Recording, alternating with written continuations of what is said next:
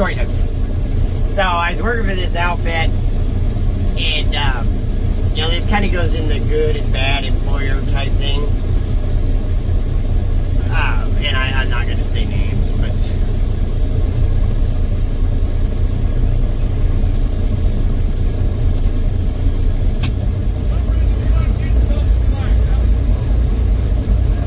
yeah, I'm doubling it every time. Let me pick it up and all.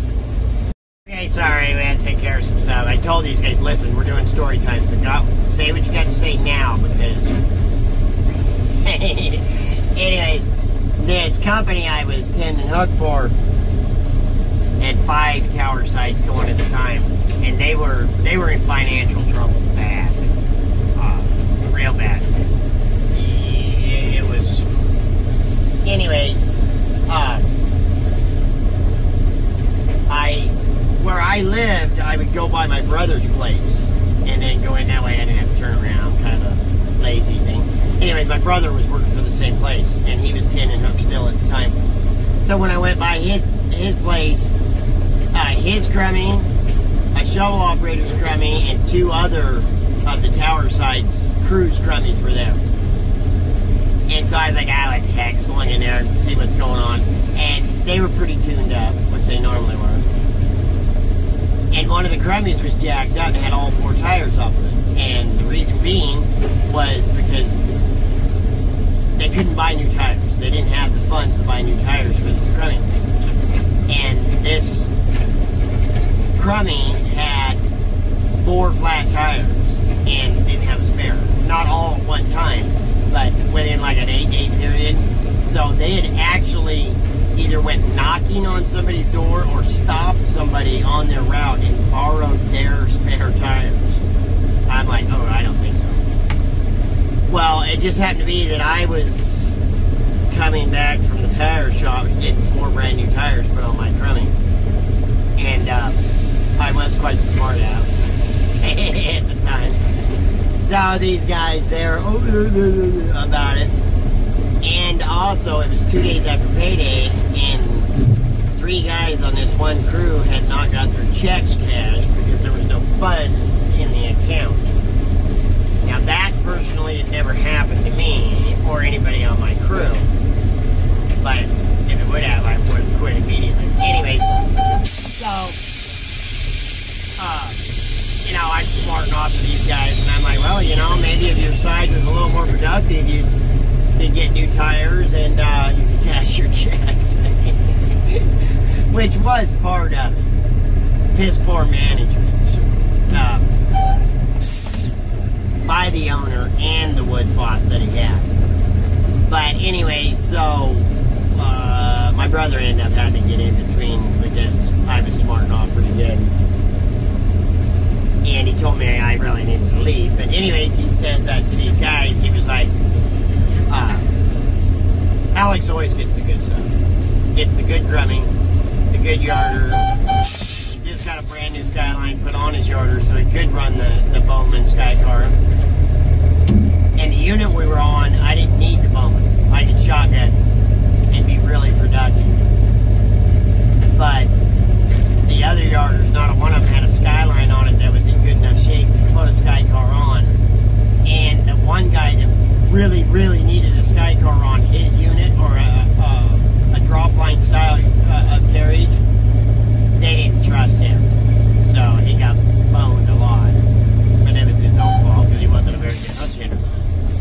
Anyway, so, yeah, here I am. I got the newest crummy. I got 4 brand new tires. I got the 172 Medill, brand new Skyline, and I'm running the Bowman. So I'm like, well, you know. So, yeah, I ended up having to leave because they were all jacked out of shape. So, a couple of days later, I'm out at the shop getting some oil and some other stuff. I think I was changing oil in my pickup.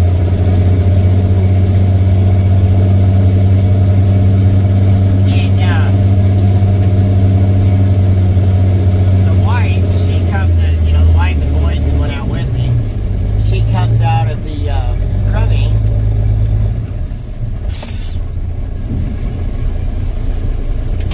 Got it that time, didn't it? Anyways, with the cell phone, it says so-and-so's on it. And when it had to be another logging company owner. And I was like, what are you talking about? I'll call him back in a minute. And I'd worked for him before. So as soon as she hung, or, shut the phone to walk away, the guy that I was working for, his wife goes, we gave you $1 an hour raise, you know that, right? Oh, no, it'll be on this check. So, and I'm like, yeah, you shit. And they knew. They knew immediately that, because when they heard his name, and they knew that he was he was more successful than they were. I don't want to say better, but so they knew that what he was calling me for. And so I called him back, and that's exactly what he wanted. He wanted me to come to work for him.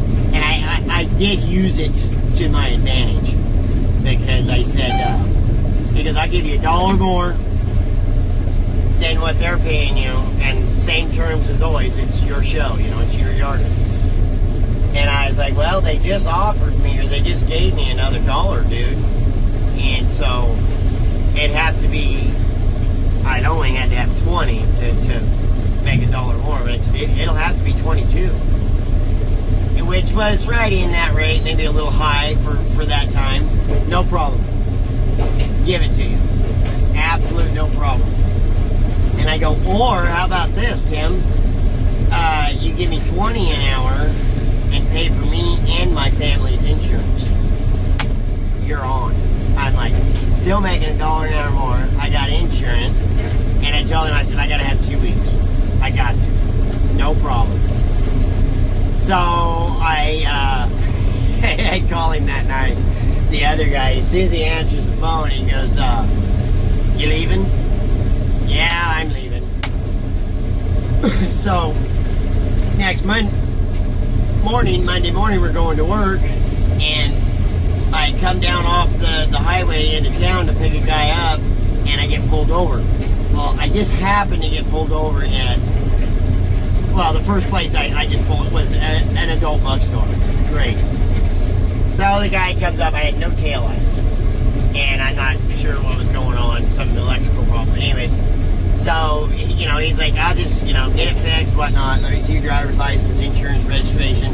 I won't write you a ticket, but as long as everything else is in order. There was no insurance on the truck. So I call, and the boss's wife answers the phone, and I'm like, hey, there's no insurance on this. Oh yeah, there is, yeah. And I go, no, I'm getting pulled over right now. There is none. And he's telling me that if you can give me an insurance number, he will let me go. Oh, just tell him you work for us. And I go, I have. And he sees the registration. He knows what's going on.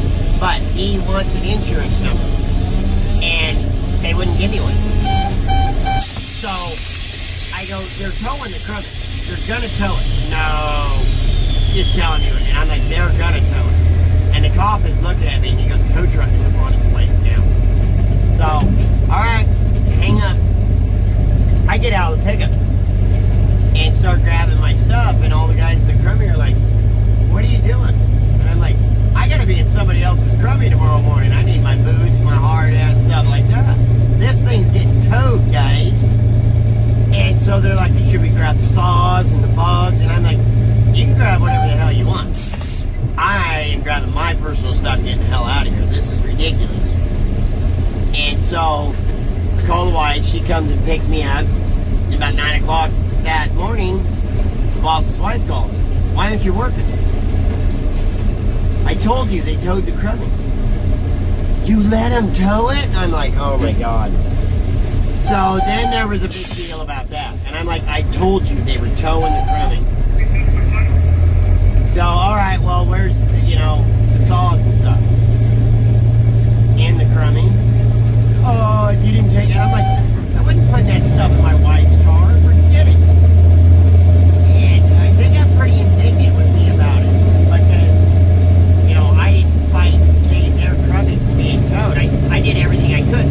I got a ticket for no insurance on a vehicle. And it has affected my driver's license since. And I paid the ticket. Went to court and everything. absolutely affected my driver's license. I have to have an SR22 on my driver's license right now because of it. But, so I just called the guy that gave me the other job and said, hey, here's the deal. I'm ready to go to work. And he's like, yes, I knew you would. So I go to work for him, and I call him that night and tell him I'm not coming back. And they were really upset with me and that I was doing them wrong by not finishing the 2 weeks. And I'm like, you guys can't, if you can't afford to have insurance on the vehicles and whatnot, maybe you should shut a couple of sites down, you know, so you don't have the wages. I don't know, but this is not bad on me. This is bad on you. This is your bad. And I hate that. My bad. Oh, I hate that so much. They went and got the crummy back and everything, but, you know, like I say, they got indignant with me and acted like it was, you know, I was doing them wrong for not finishing my 2 weeks. But, you know, the writing was on the wall. No insurance. People weren't getting were able to pay cash their checks, have to borrow spare tires to get home. Forget it. So the lesson to today's story time is, get some, come out.